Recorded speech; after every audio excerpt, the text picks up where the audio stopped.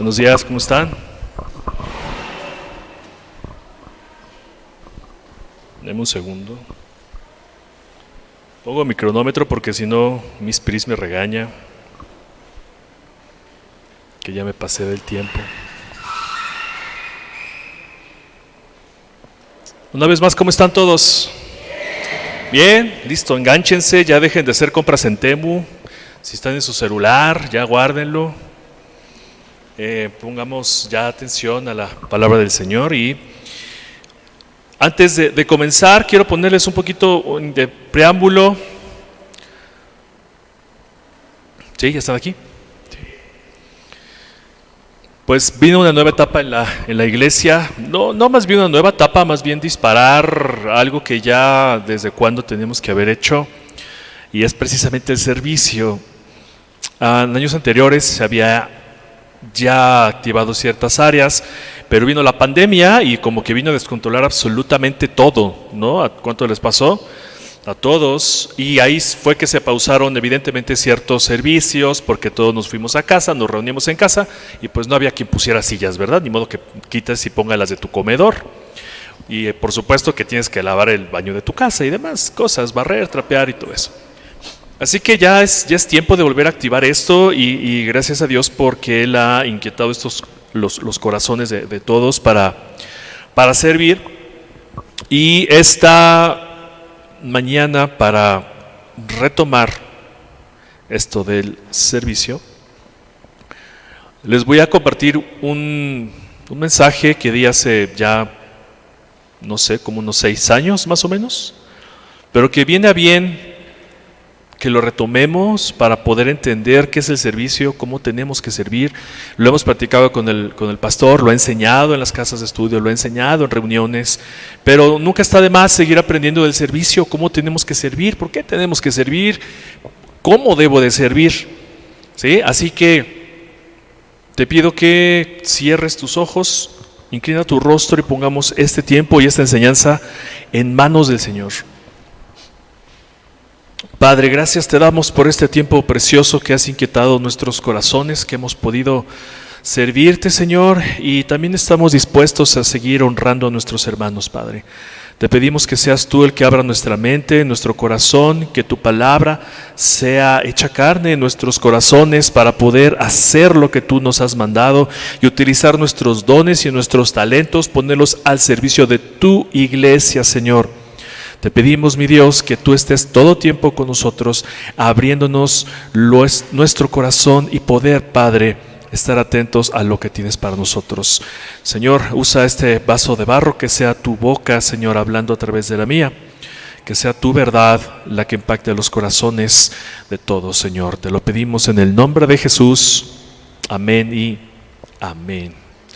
Bueno, pues ahora sí, arranca el cronómetro. Bueno, este mensaje le puse el servicio sirviendo en el tiempo y el lugar correcto.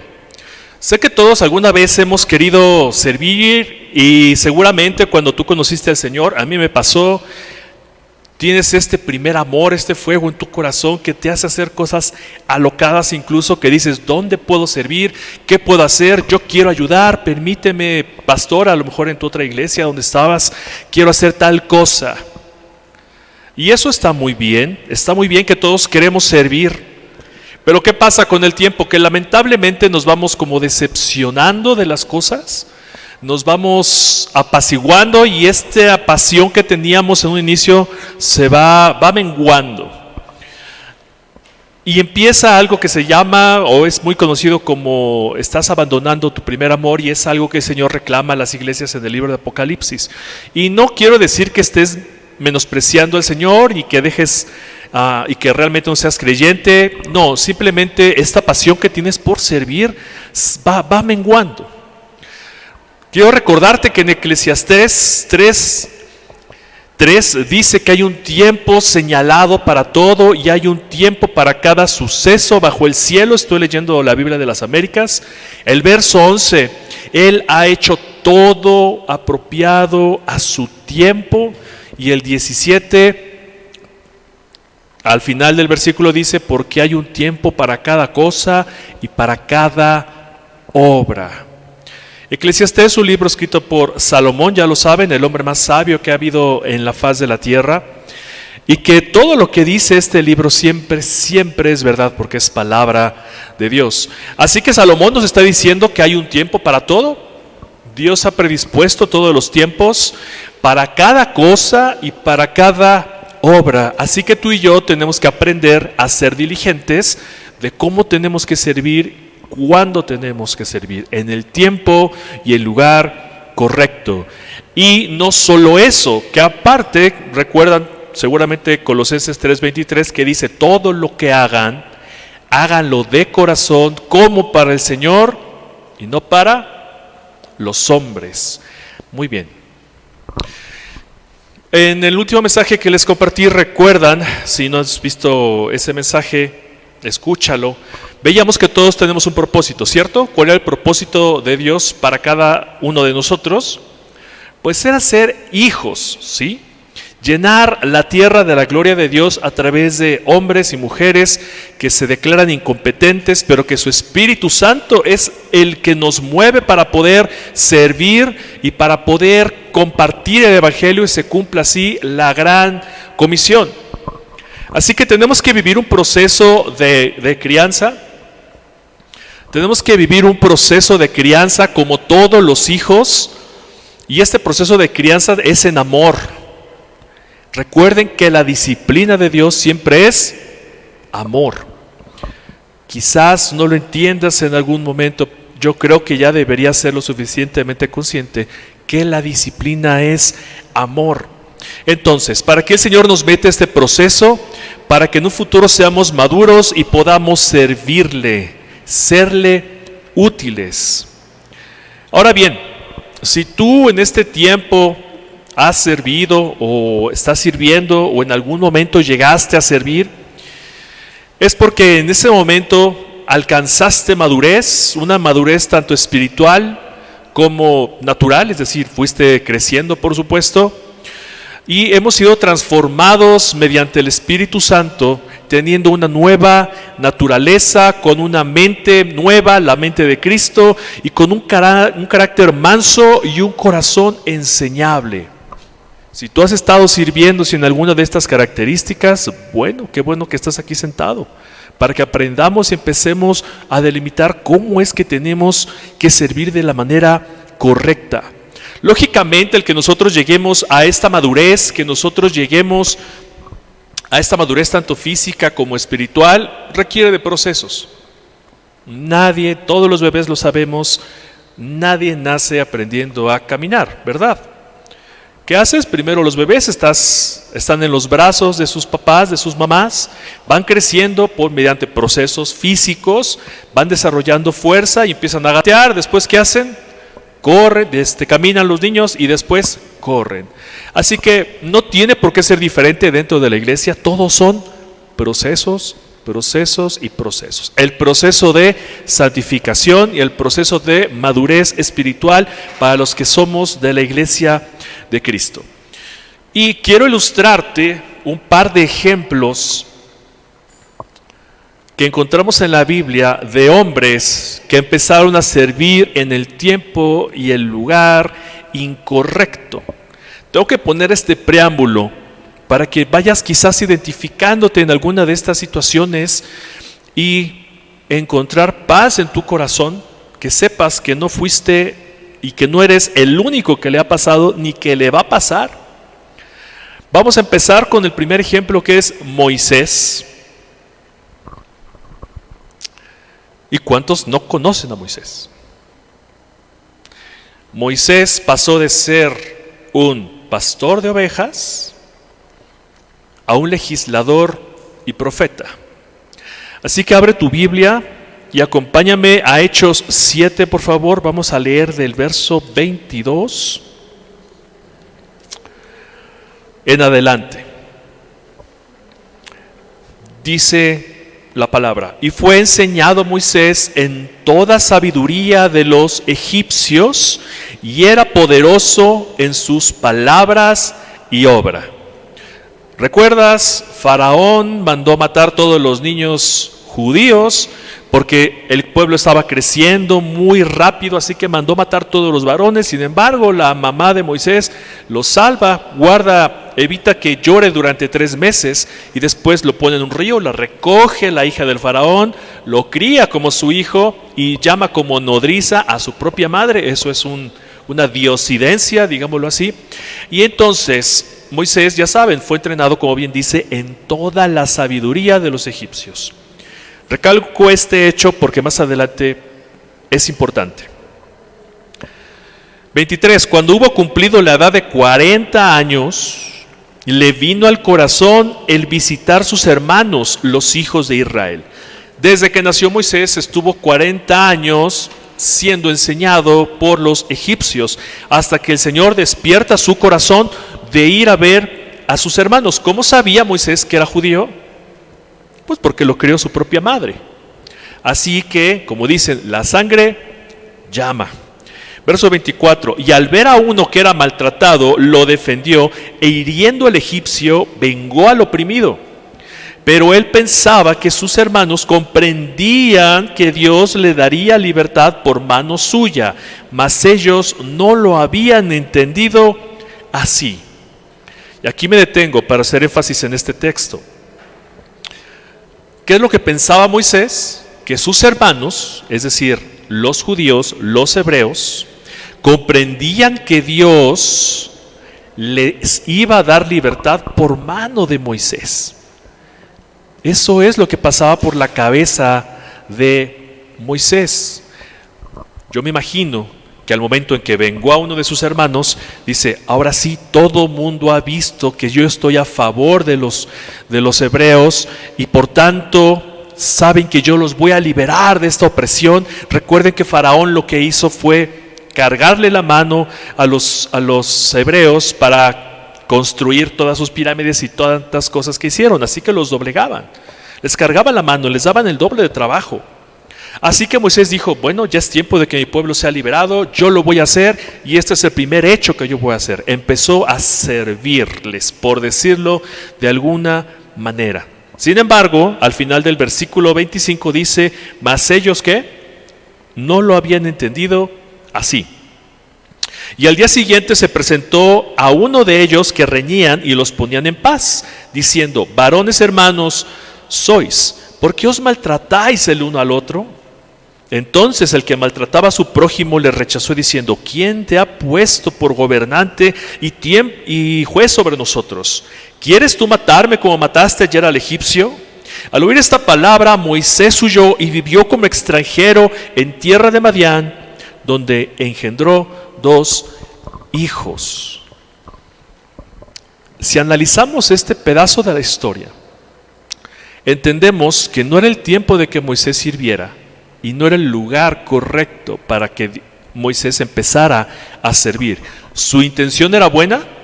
Sí, claro que lo era, pero no era el tiempo que Dios había predestinado para que él empezara a fungir como líder y tampoco era el lugar para empezar a fungir como líder. Así que, ¿qué hizo Moisés? Salió corriendo. ¿A dónde se fue Moisés? Se fue al desierto. 40 años, verso 30. Pasados 40 años, un ángel se le apareció en el desierto del monte Sinaí en un llama de fuego de una zarza. Entonces Moisés, mirando, se maravilló de la visión y acercándose para observar, vino a él la voz del Señor. Yo soy el Dios de tus padres, el Dios de Abraham, el Dios de Isaac y el Dios de Jacob. Y Moisés, temblando, no se atrevía a mirar. Y le dijo el Señor, quita el calzado de tus pies porque el lugar en el que estás es tierra santa. 40 años tenía Moisés cuando hizo este acto de asesinar a un egipcio. El faraón se entera y la historia en detalle se encuentra en Éxodo 3. Después la leen con calma en sus casas. Pero después de que Moisés asesinó a este egipcio, se entera el faraón y entonces viene un temor de Moisés. Sabiendo que ya estaba en miras de faraón, de que iba a ser asesinado porque mató a un egipcio. Después va a encontrar, según el refugio dentro de su familia, dentro de sus hermanos judíos, y le dice lo mismo. ¿Acaso quieres tú matarme? Moisés entra en temor, sale corriendo al desierto y vive en el desierto, ¿cuántos años? 40. Así que Moisés pasó 40 años en el desierto, donde conoció a su esposa, donde tuvo 2 hijos, trabajando para alguien más. ¿Para quién trabajaba Moisés? ¿Se acuerdan de la historia? Para su suegro, Yetro, apacentando ovejas que no eran suyas. Nada de lo que tenía ahí Moisés le pertenecía, todo era de su suegro. Así que imagínense, Moisés siendo la élite egipcia, siendo príncipe, cultivado en todas las áreas de sabiduría de los egipcios, de repente, por decirlo así, cae hasta abajo, viviendo solo en el desierto, trabajando para alguien que no es, para alguien más bien, y él no teniendo nada. ¿No es un choque muy fuerte? Por supuesto que sí. Trabajando para alguien más. ¿Qué pasó Moisés en esos 40 años? Aprendió obediencia, aprendió disciplina y aprendió a valorar lo que no era suyo y a cuidar lo que no era suyo. Tuvo que desaprender lo que conocía de las sabidurías egipcias y ahora empezó a cambiar su carácter, a ser moldeado por Dios a través de ¿qué? De administrar bienes que no eran suyos. ¿Ok? Vamos a ver otra historia. Ahora acompáñame ahí adelantito. A Hechos 9. Vamos a Hechos 9 rápidamente, por favor. Hechos 9, vamos a leer del 1 al 31.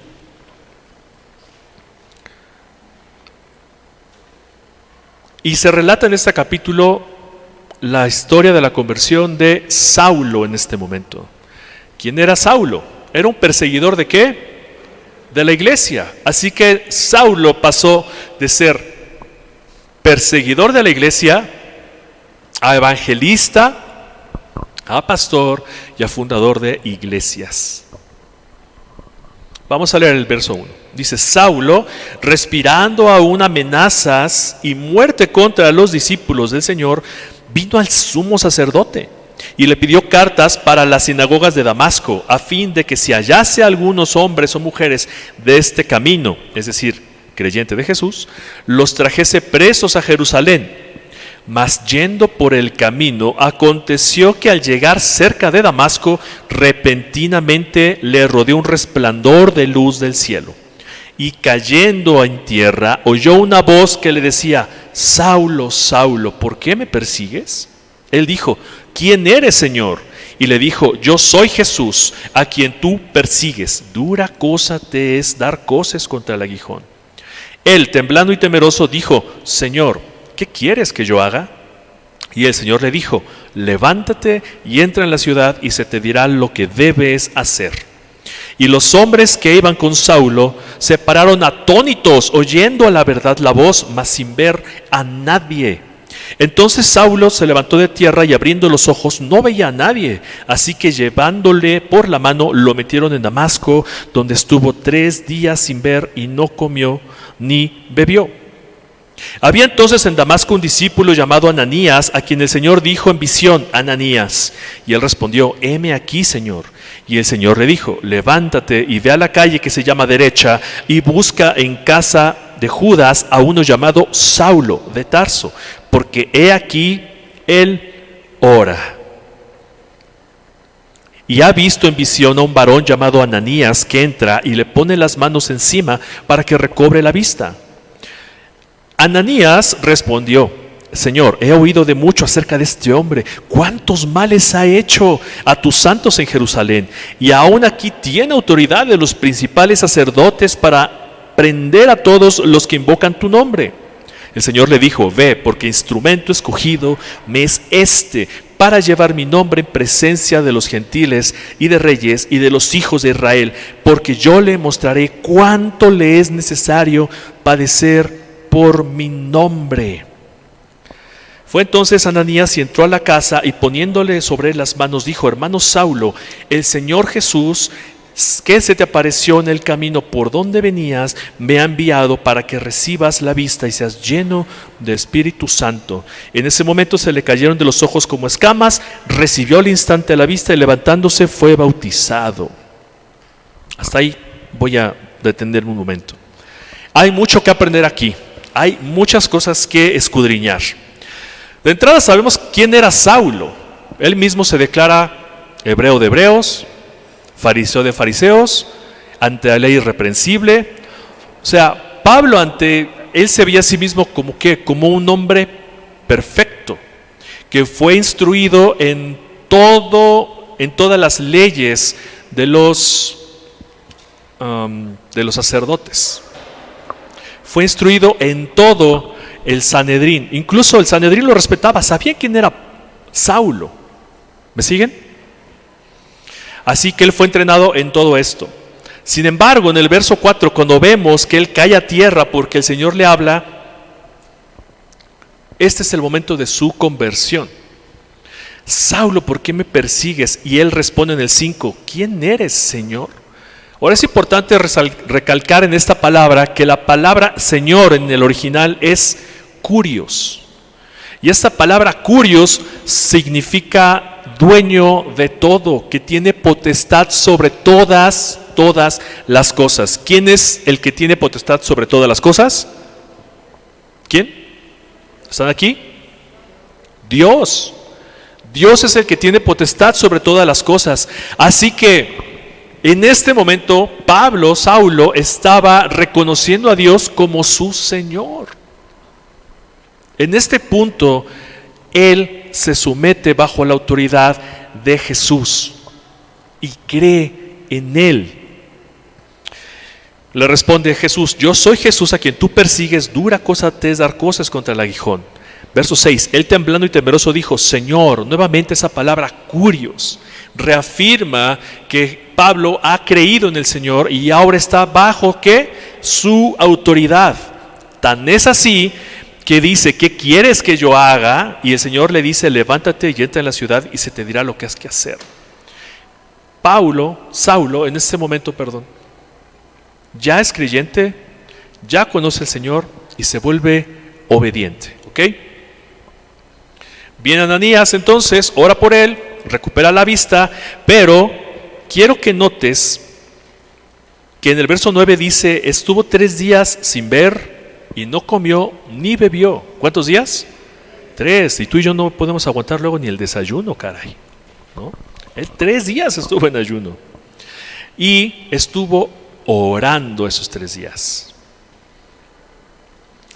Ahora sí, verso 18. Cuando Ananías ora por él, dice: al momento le cayeron de los ojos como escamas y recibió al instante la vista y levantándose fue bautizado. ¿Qué es el bautizo? Recuerden que es la publicación de tu fe, hacer pública tu fe. En este momento Pablo, todavía llamado Saulo, ya era creyente y fue bautizado delante de todos los hermanos de Damasco. ¿Por medio de quién? De Ananías. Y habiendo tomado alimento, verso 19, recobró fuerzas y estuvo Saulo por algunos días con los discípulos que estaban en Damasco. ¡Pum! Se arrepintió. Cambio de mente, cambio de dirección. En lugar de perseguir a los judíos, ¿ahora qué hace Pablo? Está con ellos, convive con ellos y está siendo enseñado por ellos. Verso 20, enseguida predicaba a Cristo en las sinagogas diciendo que este era el Hijo de Dios, y todos los que le oían estaban atónitos y decían: ¿no es este el que asolaba Jerusalén a los que invocan este nombre y a eso vino acá? O sea, todo el mundo sabía que iba Pablo para llevarlos presos ante los principales sacerdotes, pero Saulo mucho más se esforzaba y confundía a los judíos que moraban en Damasco, demostrando que Jesús era Cristo. Verso 23. Pasados muchos días los judíos resolvieron en consejo, ¿qué? matarle. Pero sus acechanzas llegaron a conocimiento de Saulo y ellos guardaban las puertas de día y de noche para matarle. Entonces los discípulos, tomándole de noche, le bajaron por el muro, descolgándole en una canasta. Verso 26, cuando llegó a Jerusalén trataba de juntarse con los discípulos, pero todos le tenían miedo, no creyendo que fuese discípulo. Bernabé, tomándole, lo trajo a los apóstoles y les contó cómo Saulo había visto el camino del Señor, el cual le había hablado, y cómo en Damasco había hablado valerosamente en el nombre de Jesús, y estaba con ellos en Jerusalén, y entraba y salía, y hablaba denodadamente en el nombre del Señor, y disputaba con los griegos, pero estos procuraban matarle. Cuando supieron esto, los hermanos lo llevaron hasta Cesarea y lo enviaron a Tarso. Vete a tu casa, mi rey, guárdate un momento, no hagas más panchos, dice la reina valedora. Entonces las iglesias tenían paz por toda Judea y Galilea y Samaria, y eran edificadas andando en el temor del Señor, y se acrecentaban fortalecidas en el Espíritu Santo. Vamos a recapitular rápidamente esto que acabamos de leer. Pablo cree en el Señor, es bautizado, está en ayuno 3 días, come, recobra fuerzas. ¿Y qué es lo primero que hizo? ¿Qué es lo primero que hizo? Se fue a meter a una sinagoga. ¿A qué se fue a meter a una sinagoga? A predicar, a decir: Cristo es el Señor, Jesús es el Mesías. Y seguramente su predicación fue: ustedes mataron a Jesús, Jesús es el camino, es la verdad, es la vida, y de Él habla todos los escritos, todas las profecías hablan de Él. ¿Qué hizo? Lo acabamos de leer. Confundió a todos los judíos y procuraban ¿qué? Matarle. ¿Están acá conmigo? No es lo mismo que le pasó a Moisés. Quiso servir en el tiempo y lugar incorrecto y lo querían matar. Pablo igual, quiere servir al Señor, se mete a una sinagoga, empieza a predicar del Evangelio y quieren matarlo. Ahora déjame decirte una cosa. Si tú quieres servir o estás sirviendo al Señor y esperas recibir honra, fama, fortuna, que seas reconocido, déjame decirte que ese es el camino incorrecto. No es posible recibir todo esto si estamos sirviendo al Señor. Lo único que nos espera tras servir al Señor es luchas, procesos, porque el Señor quiere moldear nuestro carácter. Si la motivación de tu corazón es servir para ser visto, entonces aguas. Si tu motivación para servir es que seas reconocido, la actitud de tu corazón es incorrecta. Jesús predicó el Evangelio y lo mataron, lo apedrearon, lo abofetearon, arrancaron sus cabellos, sus barbas, lo desnudaron. ¿Tú esperas recibir algo distinto de eso? Si eres un verdadero creyente, un verdadero hijo de Dios, no vas a recibir todo lo bueno del mundo. No lo vas a recibir. Deberías pagar el precio por servir al Señor. Todas aquellas personas que son amantes de la prosperidad, que creen que por estar sirviendo al Señor y predicar prosperidad y les pagan mucho dinero, no lo están sirviendo. Están haciendo mercadería del Evangelio. Ahora, hablando de predicadores, dices: no, pues yo estoy sentado, yo quiero cuidar niños, yo quiero enseñar niños, yo quiero, no sé, poner las mamparas, poner las sillas. Es igual. Si tú quieres pararte aquí y poner sillas con una actitud incorrecta, pensando que vas a ser reconocido y que digan: hermano, gracias por poner las sillas, sin ti no sabríamos dónde sentarnos. Hermano, gracias por poner las bocinas, porque sin ti no podríamos escuchar. Si tú estás esperando eso, estás en el camino incorrecto. No esperes recibir elogios. ¿Se te agradece? Claro que sí, por supuesto que se agradece, pero no esperas que todo el mundo diga: eres el mejor y sin ti no podemos hacer nada. No se trata de servir para recibir una recompensa. Se trata de servir porque creemos en Cristo, ¿cierto? Queremos servir porque queremos servir a nuestros hermanos, ¿no es verdad?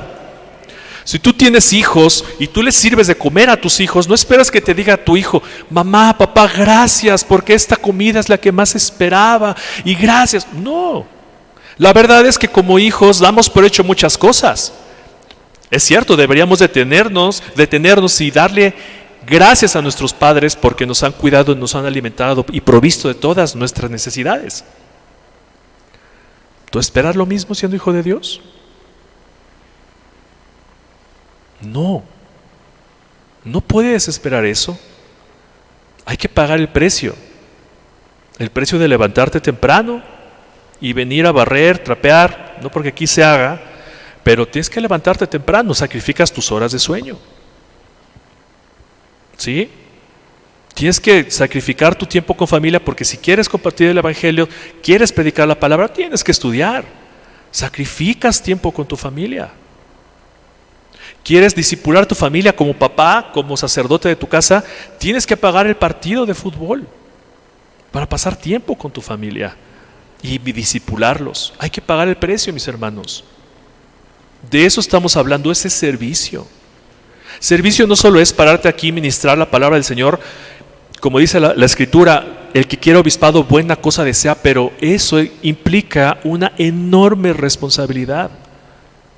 Enorme responsabilidad. Me encantaría que no solamente fuéramos 2 personas, que fuéramos más aquí, varones que se preparen y que se levanten y puedan compartir el evangelio. Pero para que llegues tú a ese punto de servir aquí, y no es porque este sea un grado superior, no, mis hermanos, al contrario, somos los que más queremos servirles a ustedes, con una palabra de aliento, con un abrazo, con una corrección, con una disciplina, con una amonestación. Eso es el servicio al Señor. Si tú estás dispuesto a pagar el precio, gloria a Dios. Ahora, este mensaje que te estoy compartiendo no es para desalentarte, no es para que digas: híjole, bueno, pues entonces ya no quiero nada, ya no quiero servir. No, al contrario, el evangelio y este mensaje es para protegerte, para proteger tu corazón, de que lo hagas de la manera correcta. Porque si tú un día te levantas con esa pasión en tu corazón de servir y no eres maduro en la fe, y ahorita vamos a ver varios aspectos que debe de implicar esto para que puedas servir correctamente, te vas a cansar. Te vas a cansar. Así que Pablo, en lo que acabamos de leer, estaba sirviendo en el tiempo y el lugar incorrecto. No era el tiempo de servir a Pablo, no era el tiempo de que Pablo predicara. Tenía que pasar un proceso de ¿qué? Digámoslo así, de desintoxicación, de desaprender lo que aprendió de los judíos para ahora ser instruido por Cristo mismo. Lo encontramos eso en 1 Corintios 11:23, cuando él dice, instruye sobre la cena del Señor. Dice: lo mismo que aprendí del Señor Jesús os enseño. Pablo fue instruido directamente por Jesús, aparte de los apóstoles que lo estuvieron coachando, por decirlo así. Así que Pablo, entre su conversión y empezar a servir, ya vimos que lo hizo de manera inmediata, pero le fue mal, no era el tiempo de hacerlo. Así que después de ese hecho de haberse ido a Tarso, guardadito ahí un rato, aprendiendo de los discípulos y en ser instruido por el Señor, los historiadores y los eruditos dicen que pasaron aproximadamente 13 años. Pasó 10 años, números cerrados, en la banca Pablo. En la banca Pablo. ¿Y tú quieres servir? Ya conocí al Señor, dime qué hago. Señor, mándame a mí. No, si te mando te van a matar, dice el Señor. Necesitas pasar por un tiempo de desaprender lo que traías de la corriente del mundo, tu pensamiento, para ser instruido en la disciplina del Señor y servir de la manera correcta. Oye, pero Pablo, estamos hablando de que iba a ser evangelista, a fundar iglesias, a ser un pastor. Yo solo quiero lavar baños. Bueno, aún así, si quieres lavar baños, necesitas sabiduría. Vamos rápidamente a Hechos 6, por favor. Y es un gran ejemplo de lo que te estoy hablando. Una hojita atrás de donde estabas. ¿Qué dice el título de este pasaje? Elección de 7 diáconos. Rápidamente, dice el verso 1: en aquellos días, como crecía el número de los discípulos, Hubo murmuración de los griegos contra los hebreos de que las viudas de aquellos eran desatendidas en la distribución diaria. Entonces los 12 convocaron a la multitud de los discípulos y dijeron: no es justo que nosotros dejemos la palabra de Dios para servir las mesas. Estamos hablando que se reunía la iglesia para comer toda junta, y los que eran meseros eran los 12 apóstoles. De eso está hablando este pasaje, ¿ok? Dice, verso 3: busquen pues, hermanos, de entre ustedes, ¿a cuántos varones? A 7, varones, no dice mujeres. El que tienen que empezar a servir son los varones, somos nosotros. Nosotros tenemos la responsabilidad y el compromiso de poner el ejemplo. Varones de buen testimonio, y apúntalas y subráyalas, de buen testimonio, llenos del Espíritu Santo y de sabiduría, a quienes encarguemos de este trabajo. Wow, a ver, si estamos entendiendo bien este pasaje, es así. Están diciendo Pedro, Juan, todos los apóstoles, que encontremos 7 hombres dentro de la iglesia para ser meseros. Sí. Para servir mesas. Sí. Y que aparte de ser meseros necesitan ser ¿qué? ¿Llenos de qué? Sabiduría, llenos del Espíritu Santo y de buen testimonio. Oye, pero si solamente van a pasar los platos de frijoles, ¿necesitas todo eso para poder servir mesas? Sí, chaparrito. ¿Por qué? A muy grosso modo. Buen testimonio.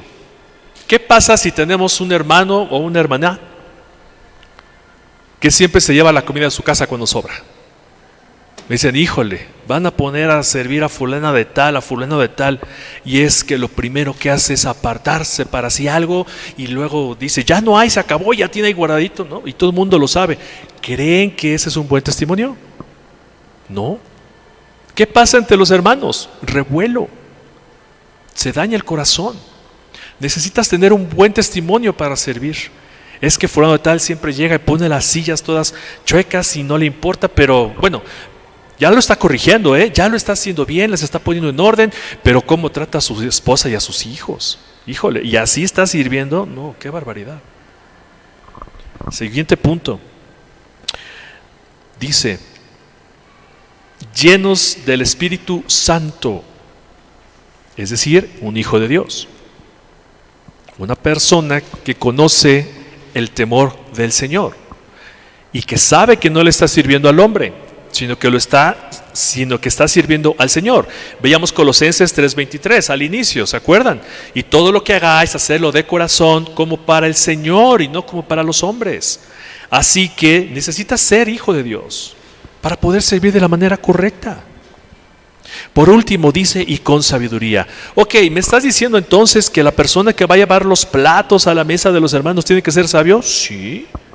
¿Por qué? Porque hay que ser sabio en la distribución de los alimentos. Aquí está hablando que hay viudas y las viudas estaban siendo desatendidas. Es decir, que le daban de comer primero a las viudas judías y al último dejaban a las viudas griegas. Cuando en el Señor sabemos que no hay ni judío ni griego, sino todos somos hijos de Dios. Hay que ser sabio. Primero hay que servir a los niños, después a las mujeres y por último a los varones, por decir una cosa. Tenemos que ser sabios. Así que necesitas estas 3 características solo para servir mesas. ¿Cuánto más vas a necesitar para predicar la palabra del Señor? ¿Cuánto más hombres, le hablo a los varones, necesitamos para poder servir a nuestras esposas, a nuestras familias? Necesitamos ser sabios para administrar gastos, ser llenos del Espíritu Santo para guardar testimonio ante ellas, ante nuestros hijos, de no ser arrebatados, de que el Señor controle nuestro carácter. ¿Van entendiendo la coherencia? Si no sirven en su casa, mucho menos van a poder servir dentro de la iglesia. Oye, pero es que yo no sirvo haciendo eso. Mi llamado para poder servir es ser consejero. Muy bien, más a mi favor. Necesitas ser sabio para dar un consejo. Necesitas ser lleno del Espíritu Santo para que tenga claridad el consejo que tú vas a dar. Y necesitas también tener un buen testimonio. No te vas a acercar ante una persona que es, no sé, un adúltero, ¿cierto? ¿Van viendo? Se requieren muchas características para poder servir. Y podemos ahondar más y más en esto. No quiero agobiarlos con todo esto. Y por supuesto que no quiero desalentarte. No te quiero desalentar, al contrario, la palabra de Dios es para guardar tu corazón, para que sepas la manera correcta en la que tienes que servir.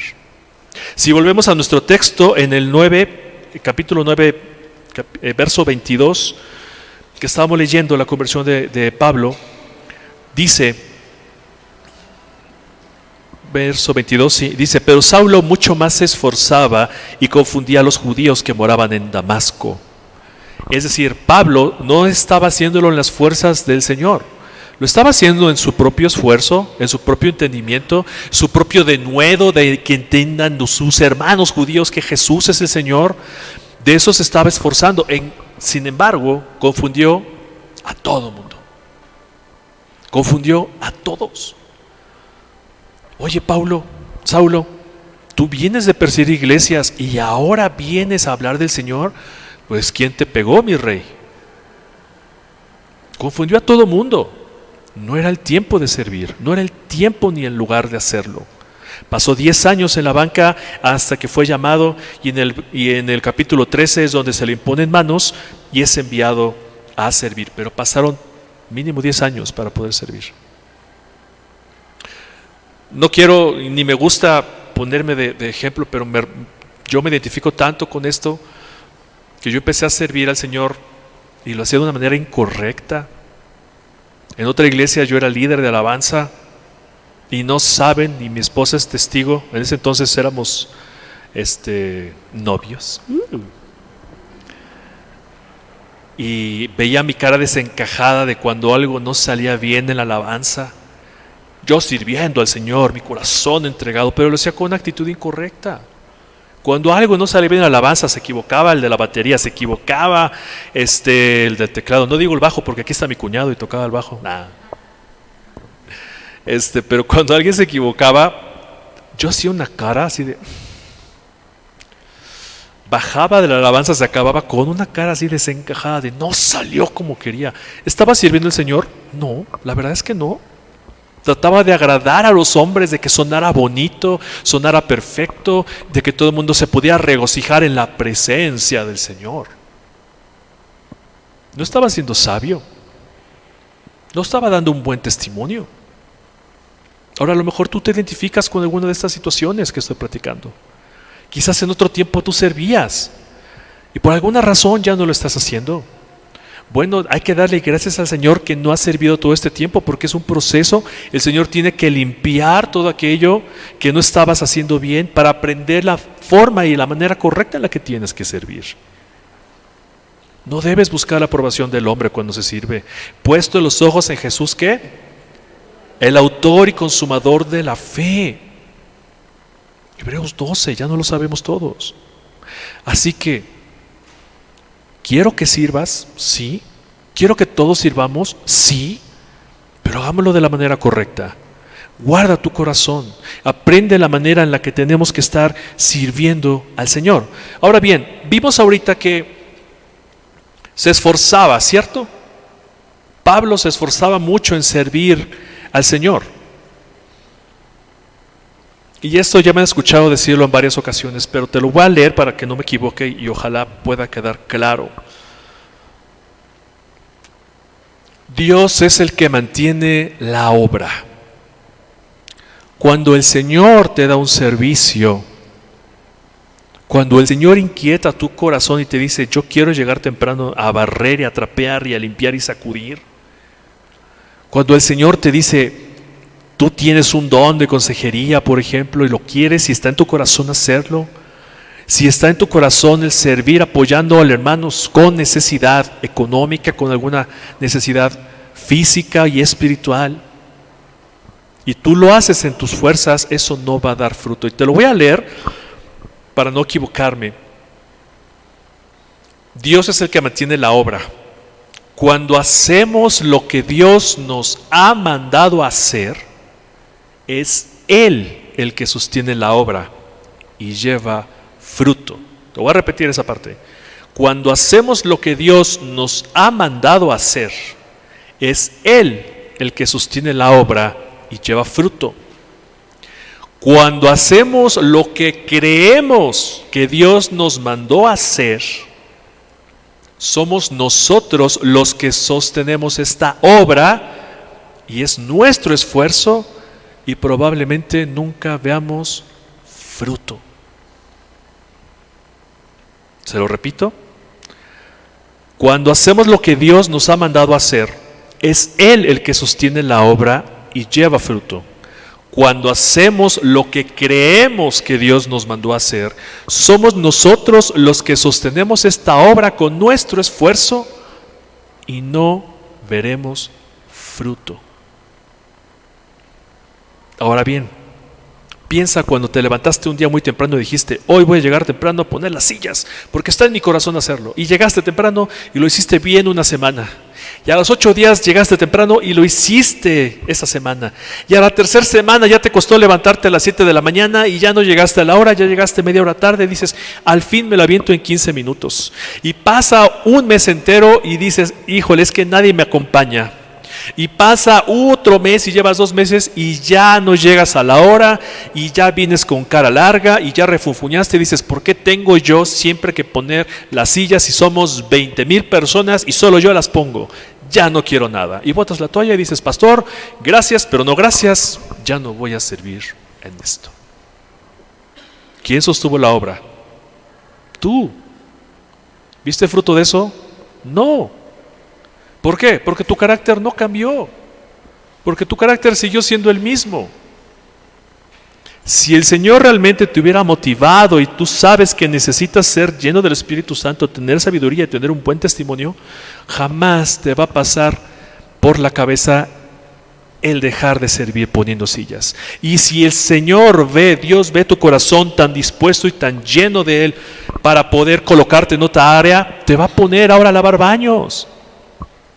¿Ya subiste de rango? Ah, caray, ¿cómo es eso? Sí, porque tu carácter ya fue probado en eso. Tu carácter ya fue probado en esa área porque el Espíritu Santo, lo veíamos en la mañana, sabe de qué tenemos necesidad. Y Él ora con gemidos indecibles. Él sabe qué necesitamos. Así que dice el Señor, muy bien, tu carácter ya fue probado en esta área. Te voy a dar más responsabilidad, te tocan los baños. Y pasan 1 año lavando baños.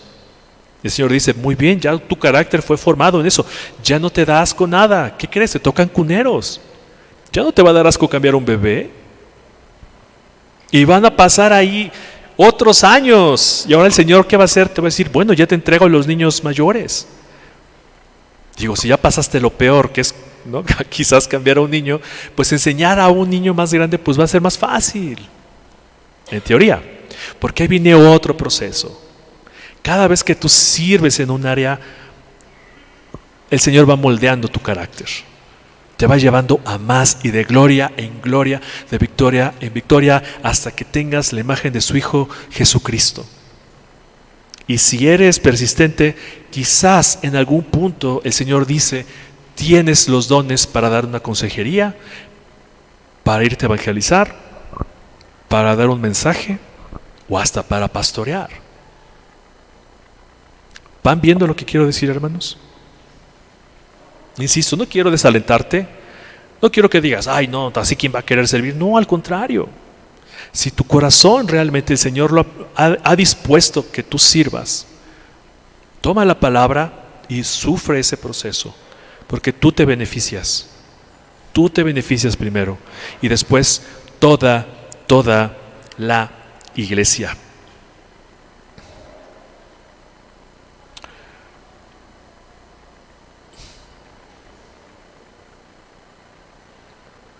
Ahora bien, Dios es el que respalda la obra, ya vimos, ¿cierto?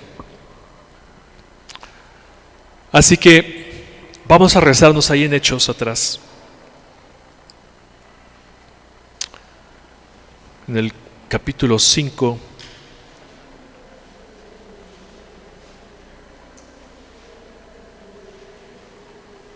Les voy a poner rápidamente en contexto de este capítulo. Como contraste, los apóstoles fueron llamados a servir, por supuesto. ¿Enviados por quién?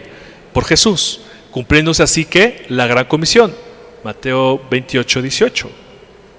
Ir a todas las naciones y hacer discípulos, bautizándolos en el nombre del Padre, del Hijo y del Espíritu Santo.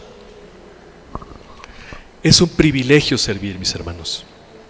Es un privilegio. En este capítulo, en el capítulo 5, vemos que después de Pentecostés y tras el primer discurso de Pedro se convirtieron como unas 3,000 personas, y en ese momento comenzó a crecer la iglesia rápidamente por la labor de los apóstoles, que era precisamente predicar el evangelio. ¿Okay? Ahora encontramos en Hechos 5:29, vamos a leer del 29 al 42, dice muy rápidamente: respondiendo Pedro y los apóstoles, bueno, ellos se encontraban predicando y fueron llamados hacia el concilio, hacia los sacerdotes, y les reprendieron que no podían estar enseñando de Jesús. Y entonces Pedro y los apóstoles responden: es necesario obedecer a Dios antes que los hombres. El Dios de nuestros padres levantó a Jesús, a quien vosotros matasteis colgándoles en un madero. A este Dios ha exaltado con su diestra por príncipe y salvador, para dar a Israel arrepentimiento y perdón de pecados. Y nosotros somos testigos suyos de estas cosas, y también el Espíritu Santo, el cual ha dado a Dios a los que obedecen. 33. Ellos, oyendo esto, los sacerdotes, se enfurecían y querían matarlos. Entonces levantóse el concilio un fariseo llamado Gamaliel, doctor de la ley, venerado de todo el pueblo, mandó que sacasen fuera por un momento a los apóstoles y les dijo: varones israelitas, miren por vosotros lo que vais a hacer respecto a estos hombres, porque antes de estos días se levantó Teudas diciendo que era alguien. A este se unió un número como de 400 hombres, pero él fue muerto y todos los que le obedecían fueron dispersados y reducidos a nada. Después de este se levantó Judas el Galileo en los días del censo y llevó en pos de sí a mucho pueblo. Pereció también él y todos los que le obedecían fueron dispersados. Ahora os digo, apártense de estos hombres y déjenlos, porque si este consejo u obra es de los hombres, se desvanecerá. Mas si es de Dios, no lo podréis destruir, no sea tal vez hallando luchando contra Dios. ¿Quién sostiene la obra? Dios. Si tú haces algo en tus fuerzas como hombre, va a desaparecer ese esfuerzo. Verso 40. Y convinieron con él, y llamando a los apóstoles, después de azotarlos, les intimaron que no hablasen en el nombre de Jesús y les pusieron en libertad. Y ellos salieron de la presencia del concilio, gozosos de haber sido tenidos por dignos de padecer afrenta a causa del nombre. Y todos los días en el templo y por las casas no cesaban de enseñar y predicar a Jesucristo. Amén. Esto que quede de ejemplo, hermanos, que cuando hombres se levantan a hacer una obra y son ellos con su fuerza y entendimiento que lo quieren hacer, en el momento en el que tú te canses, esa obra se perdió. Y también este versículo, este pasaje nos recuerda que si tú estás por Cristo, sirviendo a Cristo, vas a padecer y tienes que estar listo para padecer. Necesitamos ahora sí ciertas características para que podamos servir al Señor. Necesitamos esto para poder servir al Señor. 3 cosas que van a derivar en un carácter probado y finalmente en un servicio. Vimos en estos ejemplos de estos hombres, de Moisés y de Pablo, que necesitas primero ¿qué? Un corazón enseñable, que se deje moldear por Dios. Segunda cosa que necesitas, ser dócil, es decir, ser sumiso y humilde para aceptar la corrección. 3, necesitas identificarte con Cristo. Nuestro servicio no depende de nada más que de nuestra identidad en Cristo.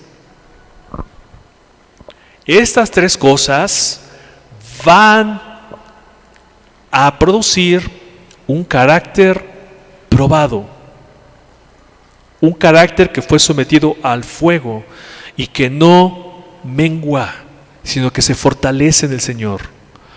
Y una vez que tienes un carácter probado, ahora sí, vas a poder entrar en el servicio, en el tiempo y el lugar correcto. Vemos que Moisés, después de que pasó 40 años en el desierto y el Señor lo instruyó, dice: yo voy a respaldar lo que tú hagas, mi boca estará en tu boca y harás las señales que yo te he mandado. Conocemos la historia de Moisés. Fue ante Faraón, dijo: deja ir a mi pueblo, endureció su corazón y vinieron las 10 plagas. Y aún así Moisés tenía un carácter fuerte. Dios le tuvo que dar un corazón enseñable, desaprender lo que aprendió de los egipcios. Aprendió a ser dócil, porque siendo príncipe era un altanero seguramente. Con solo tronar los dedos tenía las personas a sus pies y tenía todo lo que él quería. Tuvo que dejar su identidad de egipcio para ser formado conforme a Dios. Y después también lo llevó a un carácter probado, a cuidar ovejas que no eran suyas. Y ahora sí, cuando estuvo listo, lo mandó a servir, yendo a liberar a su pueblo. Con Pablo pasó lo mismo. Tuvo que tener un corazón enseñable para desaprender lo que aprendió de los judíos. Tuvo que ser dócil a reconocer al Señor como su Salvador, a humillarse. En ese momento adquiere su identidad en Cristo. Sabe que le sirve al Señor y prueba su carácter. ¿Cómo? A través de todas las pruebas vemos a Pablo, todos sus viajes misioneros procuraban matarle. Cómo lo escabulleron para poder salvar su vida. Naufragó, tantas cosas que pasó él para probar su carácter y no dimitió su propósito. Siguió sirviendo al Señor. ¿Quién sostenía esa obra? Dios, claramente, no fue él. Y su servicio, conocemos la obra de Pablo, tantas cosas que escribió y muchas más seguramente que se han perdido. Así que, hermanos, necesitamos estas cosas. Insisto, no quiero desanimarte, al contrario, quiero que si sirvas lo hagas de la manera correcta y en el tiempo y el lugar correcto. Quizás no es tu tiempo de servir hoy, pero esperemos que te levantes, porque todos hemos sido llamados a servir.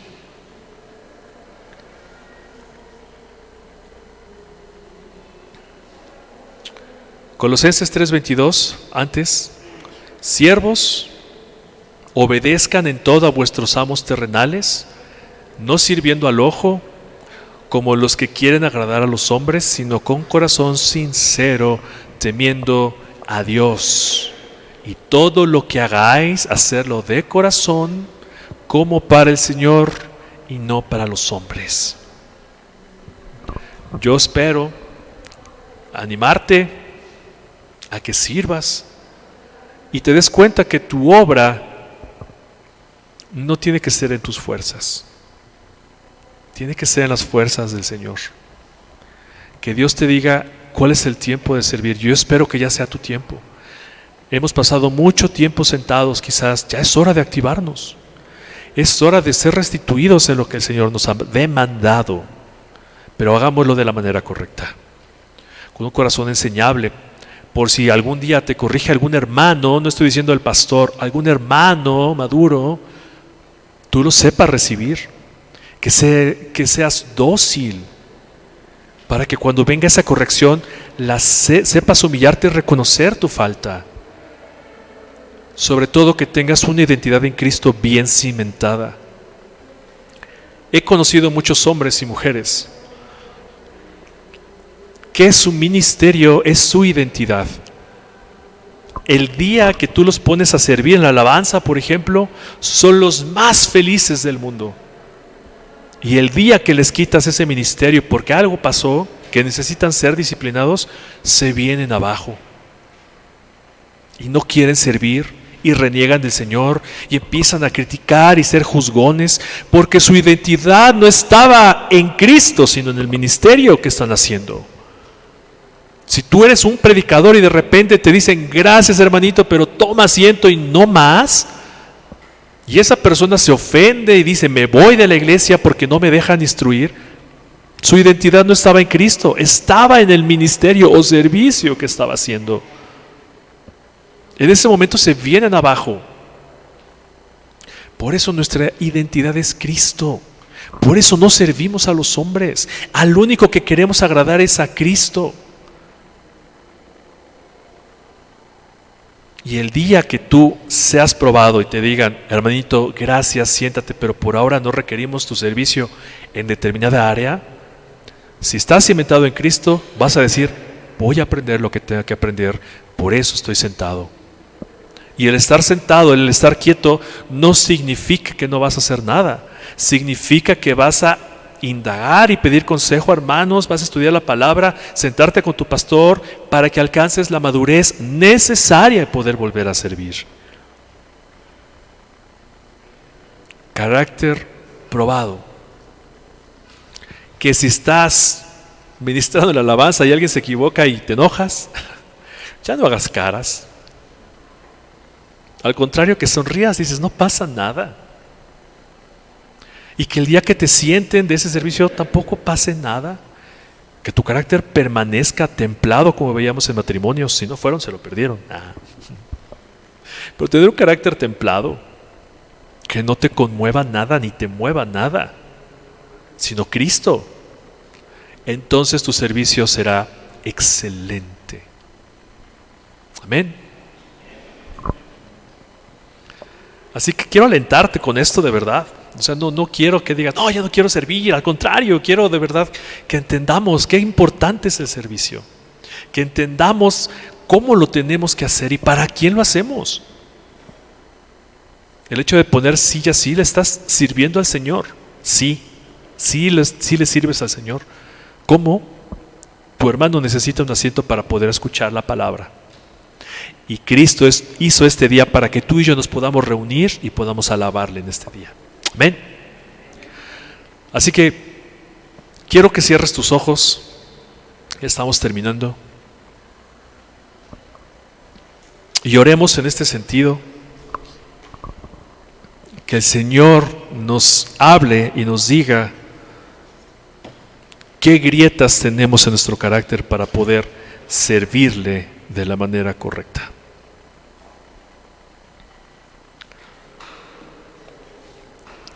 Y esta vez yo voy a dirigirte en oración, pero quiero que tú ores. Tú ora ahí en tu lugar. Si quieres alzar tu voz, está bien, pero no permanezcas con la mente en blanco.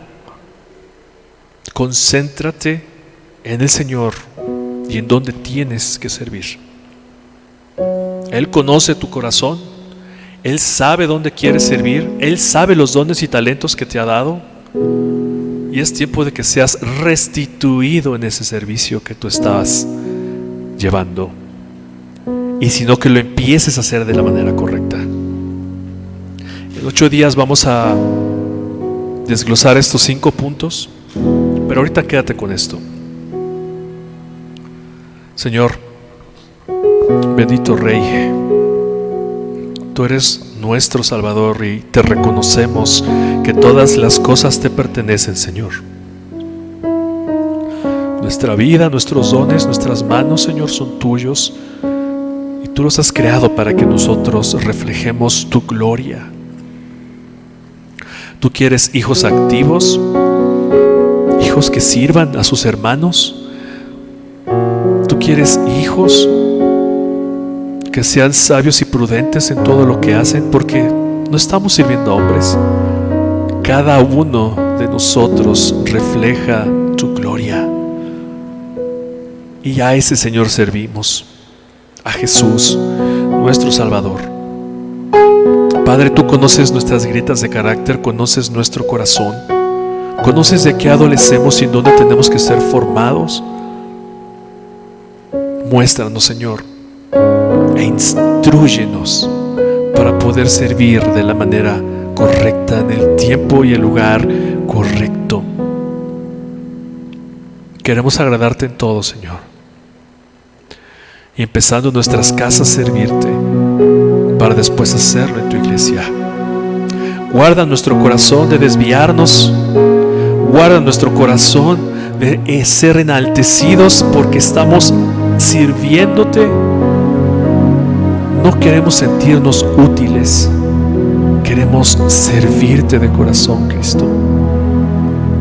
Señor, mira el corazón de mis hermanos. Señor, yo oro por ellos. Te pido, mi Dios, que les reveles en dónde han de servir, cómo se tienen que levantar, Señor, qué actitudes están teniendo. Límpialos de toda maldad, límpialos de todo pecado con tu sangre preciosa, Cristo, y que sea tu Espíritu Santo el que llene sus corazones, que llene, Señor, todo aquello que les hace falta para poder servir. Dales la garantía de que tú los has escogido para que te sirvan, porque son tus hijos, mi Dios.